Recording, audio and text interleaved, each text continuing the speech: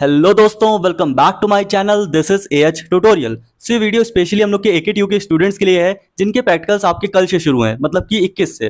तो देखिए, अगर आपको प्रैक्टिकल्स में अच्छे मार्क्स स्कोर करने हैं तो कुछ बातों का आपको ध्यान रखना पड़ेगा। और अगर आपके प्रैक्टिकल्स में खराब नंबर आए तो आपके इंटरनल्स पक्का खराब आएंगे। और एक चीज़ तो मान के चलिए, आपका इंटरनल्स ही एक ऐसी चीज़ है जिससे कि आपका एसजीपीए अच्छा बनता है। अदरवाइज जो आप एक्सटर्नल में चेकिंग होती है वो तो आप जानते ही हैं, एकेटीयू के बच्चे भली भांति एकदम इसको जानते हैं।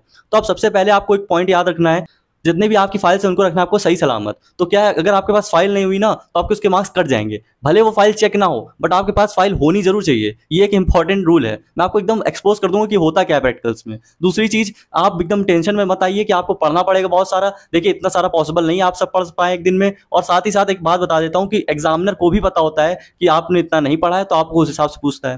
पहली बात तो वो जो पूछता है उसके हिसाब से नंबर मिलते नहीं है आपको। कई बार ऐसा भी होता है, कुछ ईगोइस्टिक आ जाते हैं तो अपना क्या करते हैं कि आपसे पूछेंगे और उनके मतलब कंसर्न में भगा देंगे आपको। ऐसा बहुत देखा गया है। लेकिन आपको एक चीज हमेशा ध्यान रखनी है कि आपको प्रैक्टिकल्स में कभी भी अपने एग्जामिनर से बहस नहीं करनी। जो वाइवा ले रहा है उससे बहस नहीं करनी। अगर आपने बहस कर ली तो आपके मार्क्स कट जाएंगे। एक चीज ध्यान रखनी, मतलब आप शांत हो जाइए, आप कह दीजिए हाँ सर मुझे नहीं आता, बट स्टिल आप उनसे बहस मत करिए एटलीस्ट। और साथ ही साथ जो एक बात बता देता हूँ कि आपके जो इंटरनल्स होते हैं ना, वो आपके जो इंटरनल टीचर होते हैं, जो आपके सब्जेक्ट टीचर होते हैं, उनके थ्रू जाते हैं। जो आपके जो बाहर से आते हैं उनको नहीं पता आप कैसे हैं, लेकिन जो मेन आपके जो टीचर है जो कॉलेज के, वो आपको नंबर देते हैं। अब टीचर जो आपको नंबर देगा तो आपको टीचर से भी ज्यादा आपको बहस करके नहीं चलना और ज्यादा मतलब ऐसे लड़ाई करके नहीं चलनी है। आपको उनसे भी अच्छे टर्म्स बनाने हैं। आप अपने सही से ड्रेसअप होकर जाइए और आपको मतलब थोड़ा सा सही से अपना बर्ताव रखिए। आपको बहुत ही अच्छे नंबर मिलने वाले हैं इंटरनल्स में। और इंटरनल्स में देखिए, जल्दी ऐसे नंबर काटते नहीं है, लेकिन वो आपको मिलते हैं आपकी ओवरऑल परफॉर्मेंस के हिसाब से। तो इसलिए प्रैक्टिकल की तो आप बिल्कुल टेंशन ही मत लीजिए। अब रियलिटी बताता हूँ कि आपको प्रैक्टिकल्स में होता क्या है।